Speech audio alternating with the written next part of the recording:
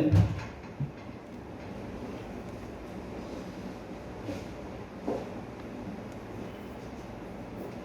어릴 적부터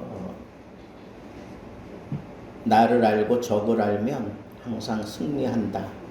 뭐 이런 손자병법에 나오는 얘기를 우리는 다 이렇게 들으면서 지내왔어요. 정말 그렇습니까? 적을 알고 나를 알면 항상 이깁니까? 우리가 사탄을 몰라요? 근데 사탄하고 싸워서 이겨요? 사탄 알잖아요. 근데 항상 이기냐고. 오늘 본문은 다윗이 골리앗을 물리치는 그런 장면입니다. 근데 여러분, 이 골리앗은 그 당시 키가 270에서 285 이렇게 계산이 나와요. 여러분, 농구 선수 가운데 제일 큰 선수가 280 되는 사람 있습니까? 제가 볼 때는 없는 것 같은데.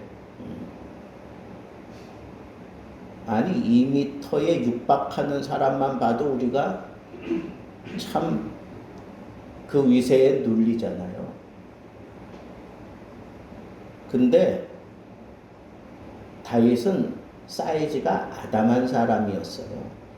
얼굴이 붉고 그거는 어린아이 같다 하는 표현이에요. 아담하다, 얼굴이 붉고 이런 표현은 아직 때도 잘 벗지 못했다. 솜털도 아직 다 가시지 않았다. 그런 표현이에요. 그런 다윗이 지금 280 정도 되는 사람과 싸우는 거예요. 여러분, 이스라엘 사람들 안 커요. 그런데 이 골리앗은 왜 이렇게 큰가? 여러분, 이 블레셋이라고 하는 나라는 셈족 아니에요. 그러니까 헬라를 기반으로 한 그런 나라가 지금 이렇게 이쪽 지역에 와서 터를 잡은 거예요. 그러니까 그 사람들 의식 속에는 이 헬라는 이 서양이잖아요. 서방이란 말이에요. 그러니까 그 사람들의 의식이 아주 강하게 있어요. 헬라는 지성의 상징이에요. 이성의 상징이라고. 그러니까 이 사람들은 그 헬라 그 문화 속에는 그쪽 장수 하나하고 저쪽 장수 하나하고 이렇게 싸워가지고 이기면 그 전쟁에서 이긴 거다. 이런 의식이 있는 그런 문화를 가지고 있는 거예요. 그러니까 골리앗이 당당하게 얘기하는 거예요. 이스라엘 가운데 나와 겨룰 사람 내보내라. 그래서 싸워가지고 이긴 사람이 이 나라를 정복하는 걸로 하자. 이런 식으로 지금 앞에 보면 골리앗이 막 떠들고 있어요. 근데 아니 그렇게 막강한 군대를 가지고 있었는데 왜 이렇게 1대1로 싸우자고 들까요? 첫째는 이스라엘이라고 하는 지역이 이렇게 해발이 높은 데 있어. 이 사람들은 이제 이렇게 올라가야 되는 거예요. 그런데 이 골리앗은 거기 보면 쭉 얘기를 하고 있어요. 그래서 갑옷을 입고, 그 다음에 뒤에다 차고 다니는 그 칼도 있고, 그 다음에 이 종아리도 아주 다 이렇게 노출되지 않도록 완전히 어느 한 곳에 이렇게 뚫고 들어갈 수 있는 무기가 없어요. 그렇게 완전히 무장된 거야. 저는 이 상황을 생각해 볼 때 탱크하고 여기 그냥 이 권총 하나 들고 탱크하고 지금 맞서서 싸우려고 하는 거예요. 여러분 가끔 무슨 영화에 무슨 사람이 그 탱크 문을 열고 거기다 뭐 수류탄 던지고 뭐 그래서 뭐 여러분 그거는 영화예요, 영화. 어떻게 탱크를 이기냐고 권총이. 말도 안 되는 거예요. 아 저거 탱크구나. 나 알아 저거. 이겨요? 내가 지금 들고 있는 게 권총인데? 아 내가 거기 접근하기 전에 폭탄에 맞아가지고 터져 죽겠구만. 말도 안 되는 거예요. 완전히 중무장한 그런 골리앗과 지금 다윗이 싸우려고 지금 나가는 거예요. 근데 웃기는 게 사울도 키가 큰 사람이에요. 근데 사울 앞에 나타난 어린아이, 예? 아직도 보송보송한, 그래서 사울이 자기가 입던 옷을 줬어요. 너무 커가지고 질질 끌리는 거야. 그거 입고 가서 어떻게 싸워? 그러니까 그거 다 벗어 던지고 다윗이 가서 이 물맷돌, 요건 뭐냐 하면 양치기들이 이렇게 손에 들고 다니는 거예요. 그래서 양이 곁길로 가지 못하도록 그러는 거. 그거에다가 이렇게 실을 달아가지고 돌멩이 5개. 그 지역이 지금 전투를 하려고 와 있는 그 지역이 물도 많이 있지만 조그만 이런 아주 단단한 자갈돌이 많이 있는 지역이래요. 그러니까 거기서 아주 좋은 거, 자기가 던지기 쉬운 거, 그런 거 5개 딱 들고 지금 그 중무장한 거인한테 지금 나가는 거예요. 다윗이 나오니까 골리앗이 쳐다보니까 너무 기가 막힌 거예요. 너무 기가 막힌 거예요. 이스라엘 가운데 나하고 싸울 사람이 없어서 이런 어린 애송이를 보냈느냐? 그러면서 이제 아주 그냥 화난 모습으로 다윗을 처단하려고 하는 거죠. 근데 다윗은 그때 뭐라 그래요? 그 골리앗에게 나가면서 전쟁은 여호와께 속한 거다. 전쟁은 여호와께 속한 거다. 네가 그렇게 중무장했다고 나를 이긴다고? 웃기지 마라. 전쟁은 여호와께 속한 거다. 여러분, 마귀가 굉장한 존재라는 거 알아요. 마귀하고 싸워서 이길 수 있는 사람이 없다는 거 알아요. 근데도 우리 두려워하지 않아요. 그리고 당당하게 맞서요. 왜? 이 전쟁은 여호와께 속한 거라는 걸 알기 때문에 여호와께서 나에게 반드시 승리를 주신다라고 하는 그 믿음을 가지고 나아가는 거예요. 그래서 물맷돌을 돌리다가 돌멩이를 던졌는데 그게 이마 한가운데 가서 딱 박힌 거예요. 여러분, 그 돌멩이가 이마에 박혔다고 죽는다? 참 그것도 참 아이러니해요. 뭐 어떤 사람은 그러더라고요. 골리앗이 크기 때문에 표적이 넓다는 거야. 그러니까 아무렇게나 던져도 맞는다 이거예요. 그러면서 용기를 북돋워 주려고 그러는 것 같은데 사실은 여러분 아무리 물맷돌을 잘 던지고 잘 돌리고 던진다 그래가지고 그거 못 피합니까? 나는 그것도 이해가 잘 안 가.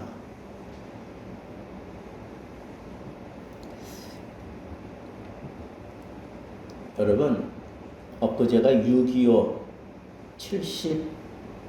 72주년이 됐나요? 71주년인가? 50년도에 전쟁이 발발했으니까 지금은 21년이니까 71년 그죠? 하여튼 6.25가 그렇게 됐는데 여러분 6.25 여기 겪은 사람 하나도 없잖아. 그렇죠? 하나도 없어.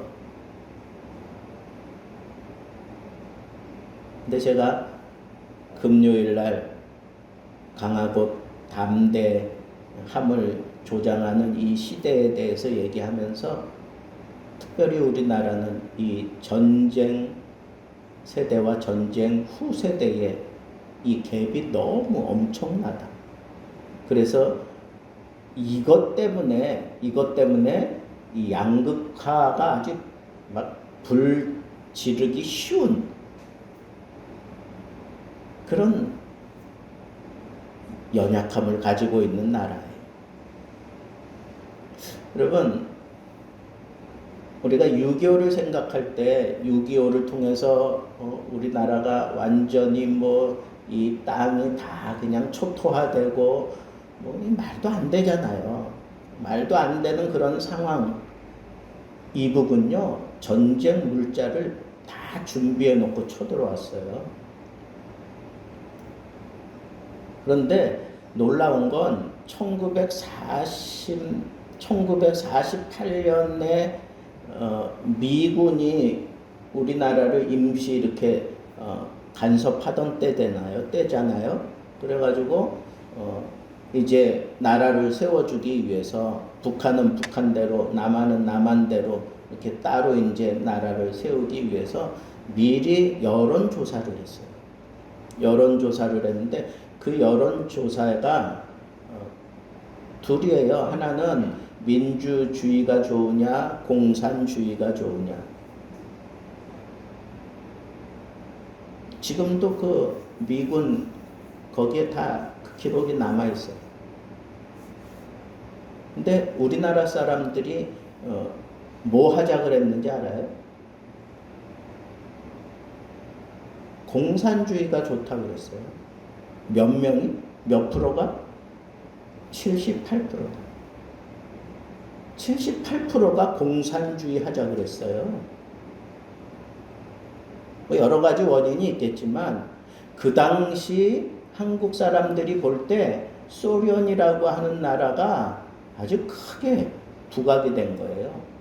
레닌이 공산주의를 발휘하면서 그 나라를 순식간에 공산화시키고 아주 막강한 힘을 막 그렇게 그 다음에 이 나라를 이렇게 옳게 세우라고 그러면서 엄청난 황금을 막 쏟아 부어 줬어요. 한국에. 그러니까 사람들이 볼 때 미군은 뭐 아무것도 주는 게 없는데 거기는 막 그렇게 나라 세우라고 막 엄청난 황금을 보냈고. 그러니까 그 당시 그 어리숙한 백성들이 야, 공산주의 좋은 거구나. 더군다나 우리 한국에는 이 양반 그 다음에 이 쌍놈 그 체제가 이 조선시대까지 끝까지 있었잖아요. 그러니까 거기에 아주 그냥 진저리가 난 백성들이 이 열강들이 와가지고 막 조선을 유린하고 뭐 그 안에서 자기들 이권 챙기고 막 이러는 그러는 동안에 더군다나 이제 일본이 들어와가지고 한일 합방시켜 놓고 막 일제 36년 이런 지내고 해방이 되기는 했지만 참 우리나라 제가 생각할 때에도 진짜 얼척이가 없는 거예요. 이거 뭐 이런 나라가 있나 싶은 거지. 그래서 서로 집어먹으려고 들은 거야. 미국은 미국대로, 소련은 소련대로, 중국은 중국대로, 일본은 일본대로. 그 당시 일본은 또 패전을 했으니까 그 짓은 못하고 있었지만 거기에 또 이념까지 이제 양극화가 돼가지고 민주주의냐 아니면 공산주의냐 막 이런 것들이 막 백성들에게 막 파고드니까 공산주의 하자 그랬다. 말은 좋잖아요. 네? 쌍놈과 양반 없어. 그리고 함께 벌어가지고 함께 쓰자는데 얼마나 좋아. 이게 성경에서 나온 거 아니에요? 성경에서 초대교회 생활 모습이 그런 거잖아요. 물론 공산주의는 그것과는 사상이 다르긴 하지만 어쨌거나 그런 삶을 살 수 있다면 얼마나 좋아요. 그죠? 그러니까 사람들이 78%.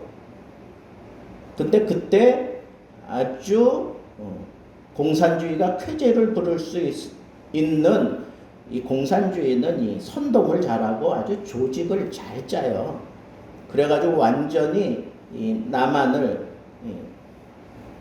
완전히 공산화 시키려고 그렇게 다 준비가 됐어요. 다 준비가 됐어.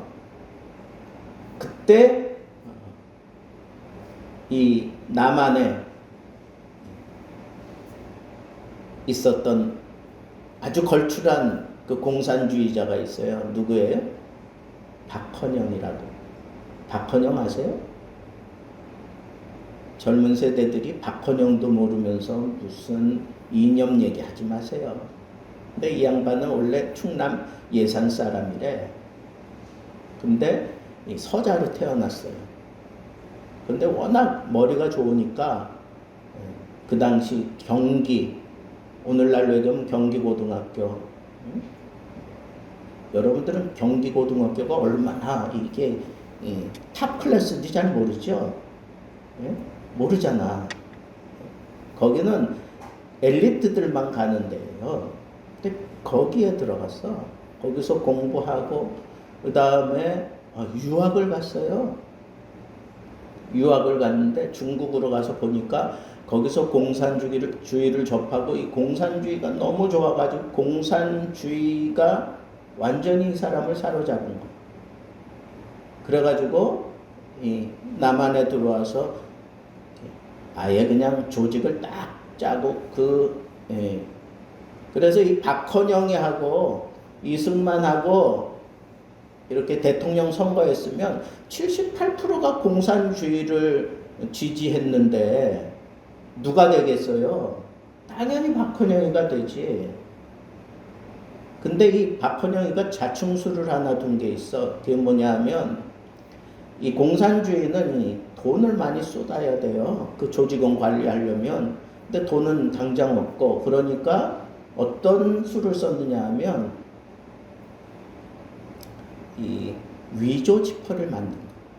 위조 지표. 그러니까 이 돈을 찍어내던 그런 곳이 있었어요. 저 뚝섬 어느 쪽에. 그래가지고 그거 거기 가서 보니까 그게 그대로 있는 거야. 해방 이후에 그게 그대로 있었어요. 그러니까 그걸 가지고 위조 지표를 계속 찍어낸 거예요. 그때 그게 발각이 됐어요. 그래서 미군이 조사해 보니까 거기서 직원들이 10명이 있었는데 다 공산주의자예요. 또 캐보니까 그 우두머리가 박헌영이야. 그래서 미국에서 미군이 6,000명 쫙 풀어가지고 박헌영이 수색하고 잡으라고. 근데 어떻게 해서 그렇게 도망갔는지 모르지만 하여튼 도망갔어요. 이북으로. 그러면서 계속해서 뒤에서 공작하고 그랬어요.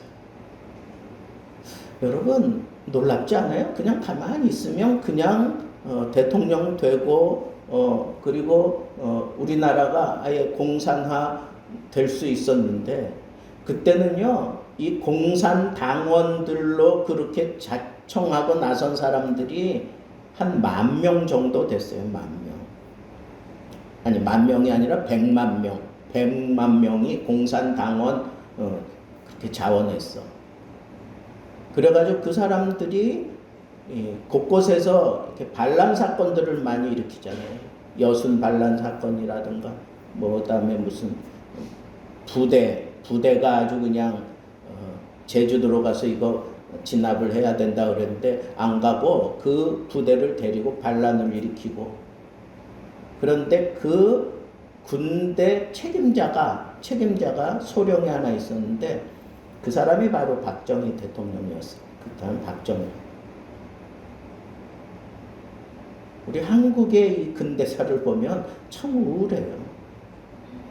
근데 워낙 똑똑하고 괜찮은 사람이니까 그 선배 송효찬이라고 하는 사람이 가서 설득해가지고 돌려놔요, 마음을. 그래서 그 남로당 그 주요 인사들을 다 10,000명 가까이 되는 그 인사들을 다 이제 고발을 한 거죠. 그런 사람이 우리 한국의 대통령이 됐어요. 민주주의를 꽃피울 수 있는 그런 대통령이 됐어요. 우리 한국의 역사가 그래요. 우리나라 언제부터 우리나라가 민주주의고 공산주의, 여러분 막 돌아가는 그런 시대 상황 속에서 민주주의가 뭔지 공산주의가 뭔지 그 백성들이 서민들이 뭘 알아요? 모르니까 78%나 공산주의 하자고 그랬잖아요. 그런데 그런 사건이 일어날지, 박헌영이가 그렇게 자충수를 두는 사건을 일으킬지, 그 다음에 또 박정희 대통령에 의해서, 박정희 소령에 의해서 이 남로당 이게 다 색출이 되고, 그래서 그때 생긴 게 뭐예요? 국가보안법 이런 게 생긴 거야. 그래서 군인들 가운데 공산주의와 결탁되어 있는 사람들 다 찾아내고, 그 다음에 뒤에서 후원하는 사람들 다 찾아내고, 그러면서 그 사람들 다 정리하고 이런 슬픈 아픈 역사가 있어요. 그러고 난 이후에 민주주의가 들어선 거예요. 이 말도 안 되는 상황에서 혼자 민주주의를 외쳤던 사람이 이승만 대통령이에요. 이승만 대통령이 우리 한국의 민주주의를 끌어들이고 시작한 사람이 틀림없어요. 자유민주주의를. 여러분, 이런 어떤 역사를 이게 저절로 그냥 그렇게 흘러갔다고 보는 거는 세상적인 시각이고, 그런 자충수를 두게 만들고 또 그런 일들이 일어나게 만들고 또 그렇게 공산주의에 헌신하던 이 사람을 변화시켜서 민주주의에 그런 꽃을 피우는 사람으로 만들고, 이거 다 누가 하시는 걸까요? 다 하나님이 하시는 거예요. 이거 다 하나님이 하시는 거예요. 여러분, 1948년에 어떤 일이 있었어요? 우리나라가 이제 이 나라로 인정받기 위해서 유엔에 특사를 보냈어요. 그때 간 사람이 부통령 장면 박사하고 몇 사람이 있었어요. 정부 요원들하고 가서 유엔에다가 우리 한국을 나라로 인정해 달라고 하는 그런 이제 그 상소를 하는 거예요. 그래서 거기서 유엔에서 나라라고 인정을 해줘야 나라라고 그렇게 얘기할 수 있는. 우리나라만 한 게 아니라 북한도 그때 같이 가서 그때 올렸어요. 근데 그때 무슨 일이 있었느냐 하면, 여러분, 소련이 아주 극구 반대한 거예요. 그 유엔 회의석상에서 한국은 어쩌니 저쩌니 그러면서 발언권을 가지고 한 2시간, 3시간 막 떠드는 거예요. 그래서 회의가 진행되지 못하게 만드는 거예요. 근데 28일 날 이제 마지막 결정하는 날인데 투표하는 날이에요. 근데 이 한국 사람들이 어필도 못하도록 이 소련과 거기 위성국들이 있어요. 동독, 헝가리, 체코 이런. 이 사람들이 소련이 먼저 한 2시간 하고 나오면 그 다음에 헝가리가 이제 2시간 정도 하고 막 이러면서 한국 사람들이 어필할 수 있는 시간을 안 주려고 아예 그렇게 쫙 짜놨어.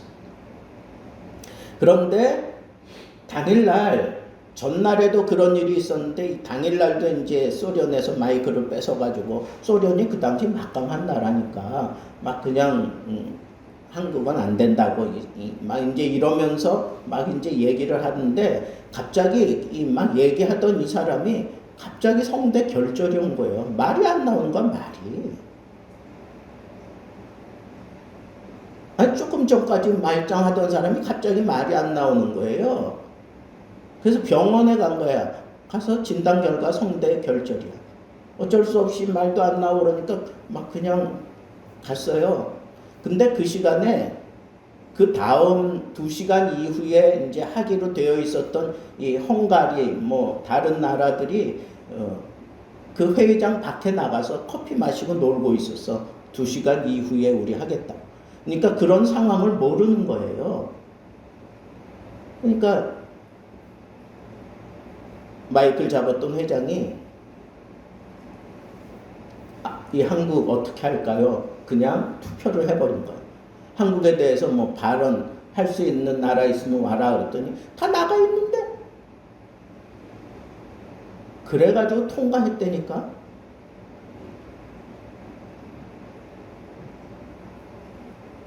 여러분 이게 이런 것들이 말이나 되는 걸까요? 이게 48대 6으로 이겼어요. 48대 6. 기권 하나 나오고. 기권한 나라 스위스예요.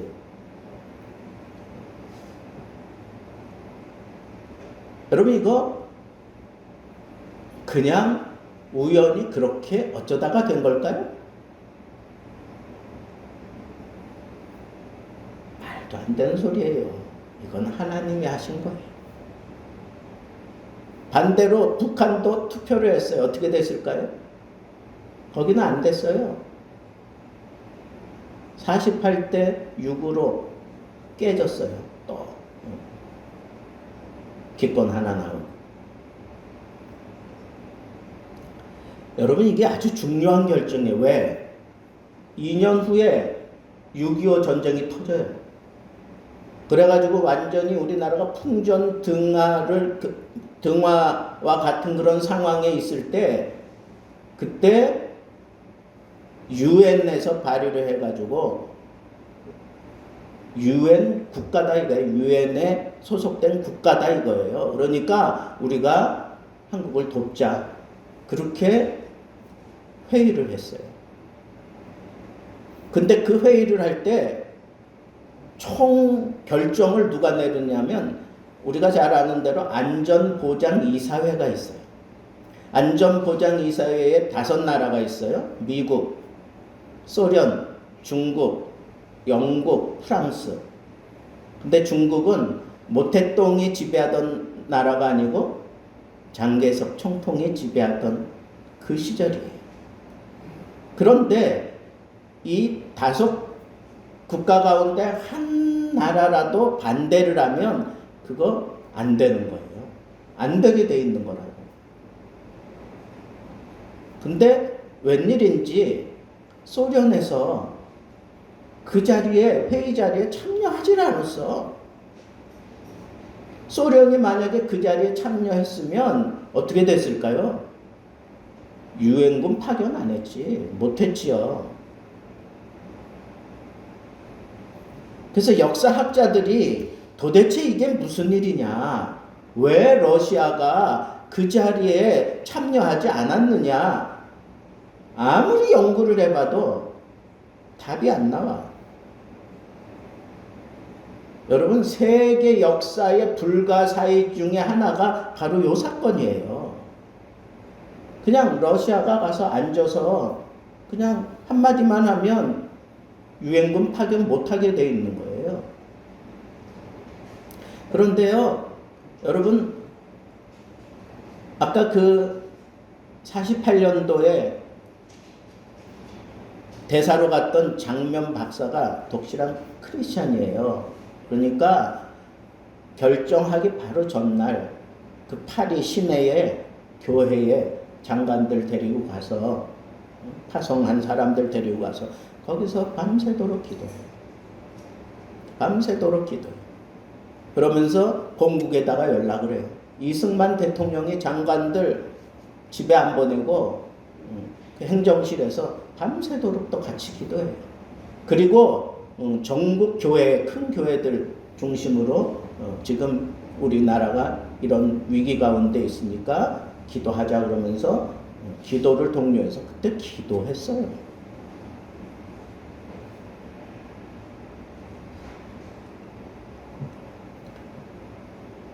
여러분,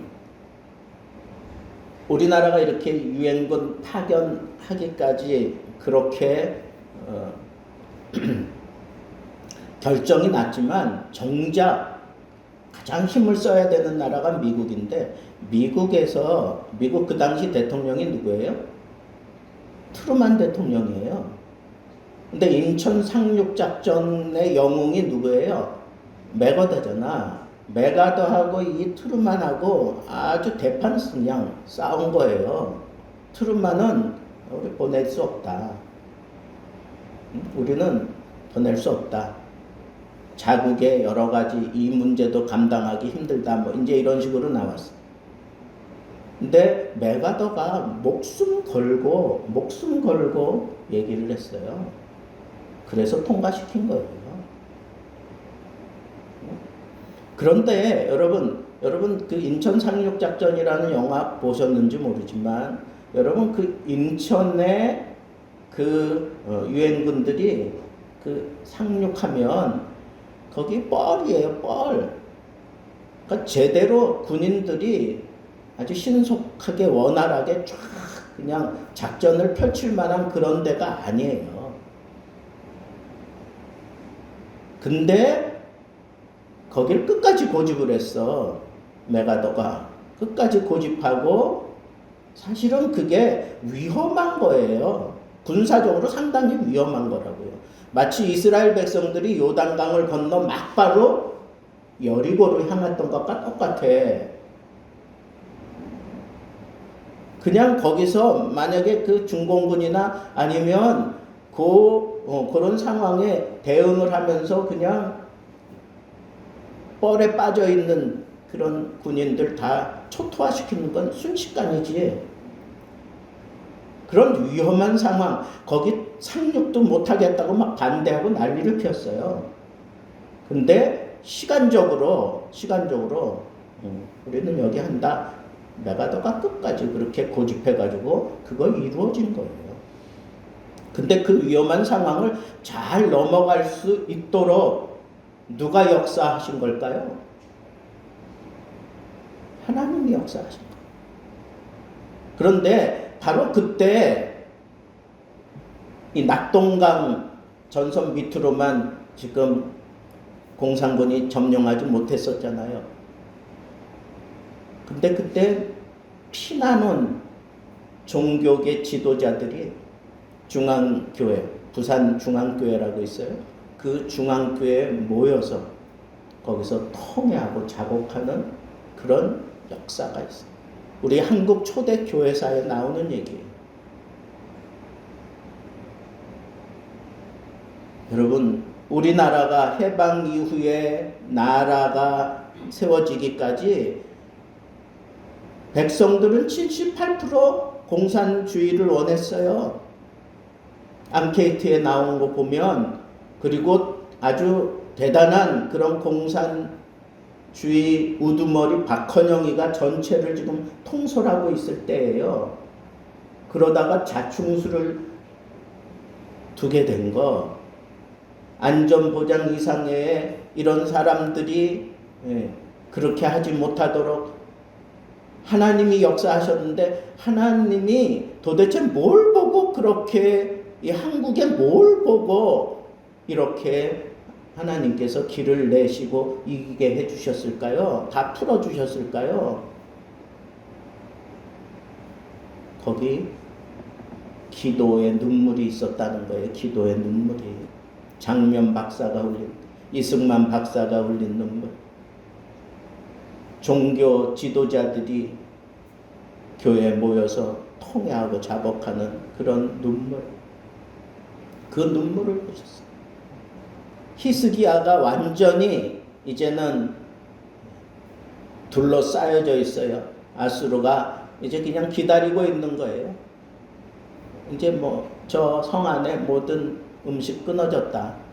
그래서 자기 아들을 삶아 먹어야 되는 그런 심각한 상황까지 벌어질 정도로 위기 가운데 처해져 있을 때, 히스기야가 선지자의 방문을 받는데 하나님이 놀라운 얘기를 해요. 너 죽는다. 이제 정리하고 그냥 그냥 죽음을 맞이해라. 그때 히스기야가 한 게 뭐예요? 그냥 주섬주섬 자기 옷까지 챙겨가지고 성전에 가서 성전 벽을 향하여 하나님 앞에 눈물로 기도했어요. 그때 표현을 보면 인간의 말을 할 수가 없다는 거예요. 그냥 비둘기 우는 소리로 그냥 내 목소리가 그렇게밖에는 나오지 않는다고 그렇게 해요. 근데 하나님께서 그 소리를 들으시고 이사야 선지자를 다시 보내요. 야, 내가 히스기야의 눈물을 봤어. 히스기야의 기도 소리를 들었어. 그러니까 너 다시 가. 그리고 히스기야에게 15년 동안 생명을 연장해 준다고 얘기해라. 그리고 이 성을 둘러싸고 있는 이 아수르 군단 내가 해결해 준다고 그렇게 얘기해라. 그리고 하루아침에 18만 5천 명 싹 정리해버리잖아요, 하나님께서. 여러분, 우리가 믿는 하나님은 전쟁에 능하신 하나님이에요. 이스라엘 백성들 그 심령에는 언제나 하나님에 대한 의식을 가질 때 전쟁에 능하신 하나님을 그들은 외쳤어요. 그리고 그것을 자기들의 삶 속에 실현을 했어요. 여러분, 옛날 걸프만 전쟁, 그때 6일 만에 승리를 이끌어내잖아요, 이스라엘이. 숫자적으로는 상대도 안 되는데 6일 만에 이겨내잖아요. 그 심령 속에 뭐가 있었느냐? 전쟁에 능하신 하나님은 내 편이다 라고 하는 그런 의식이 있었던 거예요. 여러분, 하나님이 이렇게 이 조선 땅을 긍휼히 여기시고 불쌍히 여겨 주셨기 때문에 이 나라가 이렇게 전쟁에서 승리할 수 있었어요. 그리고 난 이후에, 전쟁 이후에 이 나라가 얼마나 급속도로 발전했는지 세계가 놀라고 있어요. 도대체 한국이라는 나라가 도대체 뭐냐? 이 한국이 세계에서 최고, 제가 금요일날 설교했잖아. 10가지를 가지고 있는데 그런 것들을 보면 세계가 이 한국을 주목할 수밖에 없다는 거예요. 어떻게 이럴 수 있느냐? 전쟁에 능하신 여호와 하나님이 이 나라 붙들었고 이 나라를 승리하게 하셨고 이 나라에 기대를 하고 계신다는 거예요. 여러분들이 정말 하나님을 믿는다면 자부심을 좀 가지세요. 전쟁에 능하신 하나님, 다윗의 표현을 빌리자면 만군의 여호와라 그랬어요.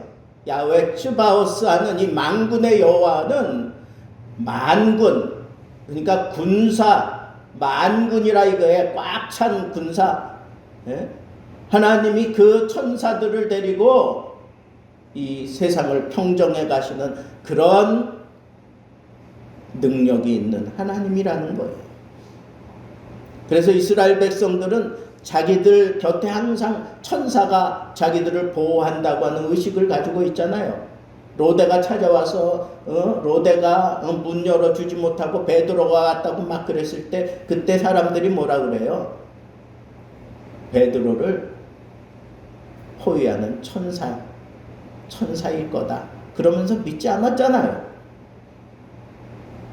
여러분, 만군의 하나님, 온 세상에 다 달라붙어도 꿈쩍하지 아니하고 한순간에 싹 정리할 수 있는 만군의 여호와, 전쟁에 능하신 그 여호와가 나의 하나님이에요.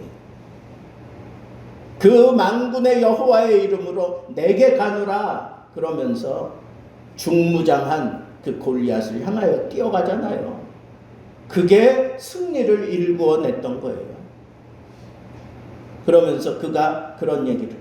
오늘 하나님이 너를 내게 맡기시고 내가 너를 처단해서 하나님의 하나님 되심을 드러낼 것이고 그리고 전쟁에서 승리하는 것이 창과 칼에 있지 아니함을 온 세상에 알게 하겠노라 그랬어요. 여러분, 전쟁과 같은 그런 삶을 우리가 살아가지요. 그러나 여러분 두려워하지 마세요. 우리에게는 하나님이 계셔요. 만군의 여호와가 계셔요. 여러분, 우리는 지금 전쟁과 같은 삶을 살아요. 산다고 하는 것 자체가 전쟁이에요. 가족 간에도 전쟁이에요. 부모와 자식 간에 지금 심각한 전쟁을 하고 있어요. 세대의 갭이 너무 차이가 나니까 전쟁 세대의 영향을 입은 사람들은 이른바 보수, 전쟁 후 세대는 반대, 이런 식으로 지금 막 자꾸 나눠지고 있다고요. 전쟁 속에 살아요. 한 가정에서 같이 식사를 나누면서 깔깔대고 있지만 그 마음 속에는 저마다 다른 이즘들이 있어요. 다른 생각들이 거기 있다고.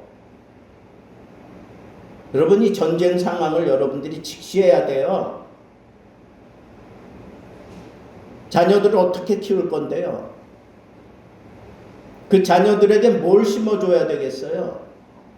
여러분들의 논리로 걔네들의 이즘을 무너뜨릴 수 있을 것 같아요? 아니요, 못 이깁니다. 사상이 다른데. 그러나 이기는 방법은 하나 있어요. 그 자녀들 심령에 믿음을 심어줘요. 믿음을 심어주는 거예요. 하나님을 심어주는 거예요. 그러면 우리는 이 세상을 가지고 뒤에서 조종하며 이 백성들을 흔들어 놓는 이 마귀의 계계에서 우리는 벗어날 수 있습니다. 믿음이 이기네, 믿음이 이기네, 온 세상을. 여러분, 온 세상이 다 달려들어도 이 믿음이 이기는 거예요. 왜? 만군의 여호와가 나와 함께 하시기 때문에 그래요. 여러분, 직장 생활 전쟁 아닙니까? 전쟁이에요. 회사 자체 안에서도 전쟁이고 다른 경쟁사들과도 전쟁을 해. 이 전쟁 의식을 갖지 않으면 이 세상에서 다 도태되고 말아요. 살아남지 못하는데. 여러분, 우리가 살아가는 세상은 눈 돌리는 곳마다 다 전쟁이야. 영적으로는 안 그래요? 영적으로도 마찬가지. 영적으로도 지금 전쟁이에요. 심각한 전쟁을 지금 우리가 치르며 살아가고 있다고요. 여러분, 이 심각한 전쟁을 두려워하지 않고 담대하게 이길 수 있는 비결이 뭐예요? 하나님이 내 편이다. 만군의 여호와가 나와 함께 하신다. 이게 믿음으로 자리 잡고 믿음으로 표출되어질 때 나는 이기는 거예요. 그 어떤 상황에 내가 던져줘도 나는 거기서 승리하고 이길 수 있어요. 한꺼번에 다 달려들어도 나는 이길 수 있어요. 여러분, 이 믿음 있습니까? 전쟁은 여호와께 속한 거예요. 역사적인 전쟁, 영적인 전쟁, 내 삶의 전쟁, 이 심각한 전쟁 상황 속에서 마침내 이길 수 있는 것은 이 길 하나밖에 없어요. 만군의 여호와를 내가 믿고 하나님이 내 삶을 주관해 가시는 것, 보여주는 것, 그 길 외에는 없습니다. 그래서 우리가 기도하는 거 아니겠어요? 눈물로 하나님 앞에 기도하는 거 아니겠어요?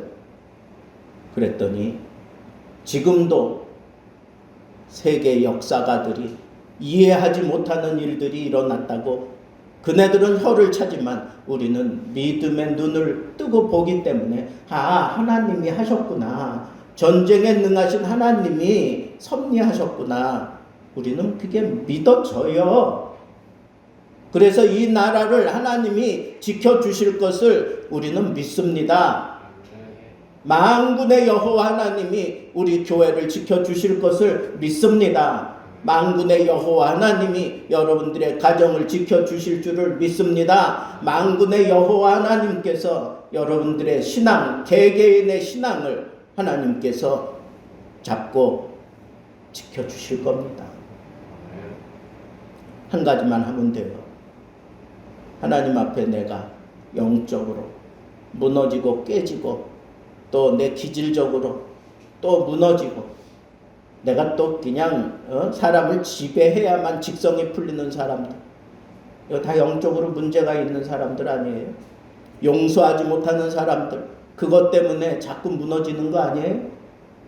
내가 하나님 앞에 제대로 살지 못하는 그런 아픔을 가지고 있으면서도 세상의 쾌락이 좋아서 또 세상에서 내가 하나님의 뜻을 이루지 못하는데도 불구하고 뻔뻔하게 그걸 오히려 사람들에게 권위를 가지고 찍어 누르려고 한다거나 이런 쓴뿌리가 내 속에 여전히 남아있을 수 있잖아요. 세상을 탐하는 욕망도 있을 수 있고 하나님 앞에 헌신해야 되는데 헌신하지 않고 이렇게 저렇게 빠져나가면서 제대로 살지 못하는 그런 사람들도 있고, 다니엘서를 통해서 우리가 붙잡았던 대로 청결함이 세상을 이기는 힘이고 그것이 하나님이 붙잡고 사용하는 통로인데, 여러분 이 세상에서 여러분들이 정결하기 위해서 얼마나 발버둥 치며 살고 있습니까?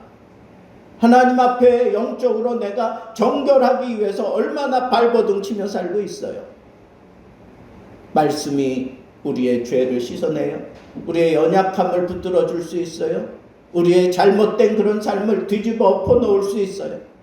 하나님의 말씀이 파고 들어갈 때 내가 어찌할꼬 하면서 통회하고 눈물로 하나님 앞에 고백해서 그 눈물을 하나님이 보시고 우리를 다시 강하게 만들어 놓으시는 것 아니겠습니까?